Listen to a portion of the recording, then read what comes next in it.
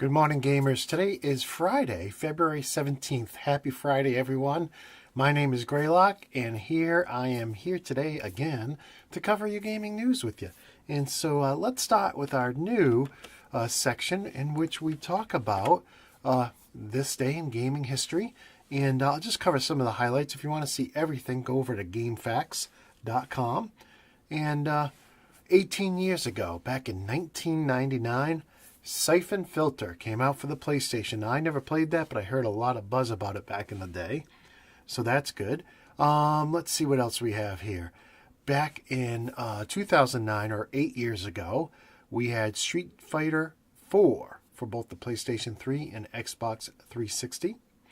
And then 2 years ago on this date, we had Dead or Alive 5, Last Round, on the Xbox One and PS4. And then exactly 1 year ago today, we had Rocket League come out on the Xbox One. So very interesting stuff there. So now let's go on to our first news story, and we'll stay with the whole Rocket League theme. And this weekend, Xbox Live is free, and you can actually play Rocket League and NBA 2K17 for free as well. So this story is over. So this story is over at Engadget, excuse me, and so that's great. So if you don't have Xbox Live and you want to try it out, give it a shot. February 16th through the 19th. So it's already live right now. All right, let's talk about our next story here. And these are some daily deals for Xbox Live. And I brought this up because a couple reasons. First of all, and this is over at IGN.com, they talk about getting Xbox Live Gold for $44. It's usually $60. And they recommend you do that at CD Keys, and I can back that up because I have bought a few, 4 or 5 Xbox Live subscriptions for myself and for family members over at CD Keys. Totally legit. Not all of their games are cheaper. Not everything they have is cheaper than what you could find it on Amazon. But definitely Xbox Live, they typically seem to have the lowest price on Xbox Live anywhere that I can find. So check out CD Keys if you need to buy an Xbox Live subscription. And also in this story, I just wanted to remind everybody that Project Cars, if you do have Xbox Live, you can get Project Cars now for free. So highly recommend you do that. It's a great Xbox One game. It's a great PC game. But check that out. That is now free. So I wanted to pass that along. All right, let's look at our next story here. The next story is, this is a YouTube video from Elite Dangerous's live stream yesterday.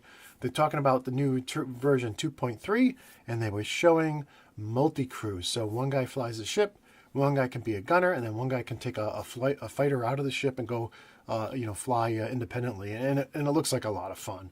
Is it game-changing? I don't know. But does it look fun? Yeah.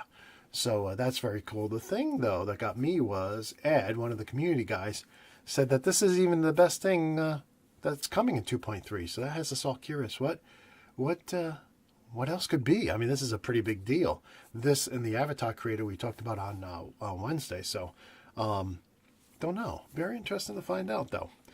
So let's go on to our next news story. It looks like there's been an early shipment of Switches. And there's all kinds of stories on the net. This particular one's at IGN.com. But there's a lot of stories on the net showing unboxings of the box, also showing the boot up and the OS and the screen and all that. So if you're very interested in seeing that before you buy a Switch, go check those out. But I figured I'd throw that out there. Next, we were talking about Microsoft's E3 briefing. Well, being on that Sunday before E3. Well, Bethesda is also doing that. They're also going to do one on the Sunday as well. They haven't released a time yet, but I guess that's going to be a regular thing for them. At one point, they said that it was just a one and done, but looks like they're doing June 11th as well. So we'll have a ton of press conferences on Sunday, June 11th. That's cool. All right, so I'm over at GameSpot now, and we're looking at the top games of January. And I'll just read them off in case you're driving. Resident Evil 7 was the #1 game. Number 2 was Call of Duty Infinite Warfare. Number 3 was Grand Theft Auto 5. Number 4 was Battlefield 1. Number 5 was NBA 2K17. Number 6, Kingdom Hearts HD 2.8. Final Chapter Prologue. That's a really long name. Number 7 was Madden NFL 17. Number 8, Watch Dogs 2. Number 9, Overwatch without Battle.net sales. And number 10, FIFA 17. The top 3 games on the PS4, Resident Evil 7, Kingdom Hearts, Call of Duty. Top 3 games on Xbox, Resident Evil, Call of Duty, Battlefield 1. Okay, very interesting stuff there. Oh, let's see if they have Wii U games. Yeah, Minecraft, Paper Mario, Super Smash Bros. Okay, so let's go to our next story here. Mattel reveals new line of Halo toys over at IGN.com. And these toys look like the old toys. I'm not really seeing what the difference is here. You can check out the story over at IGN. But in any case, let's see here. And of course, the pictures, are they going to come up?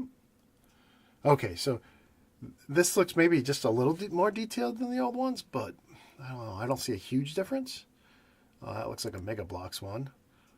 But in any case, yeah. So, I mean, there's probably some new characters here. It looks like the characters that came out of Halo 5 are here. But that's it. So if you're dying for some new Halo toys, there you go. And speaking of Halo, let's take a look at some of the Halo Wars reviews. I mean, we saw that Polygon gave it an 8.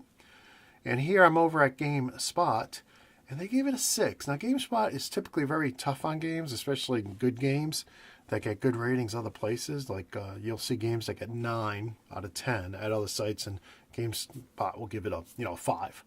So in this case, this alone wouldn't concern me because they are pretty tough on games, or maybe they're very critical of games or don't like games. I don't know.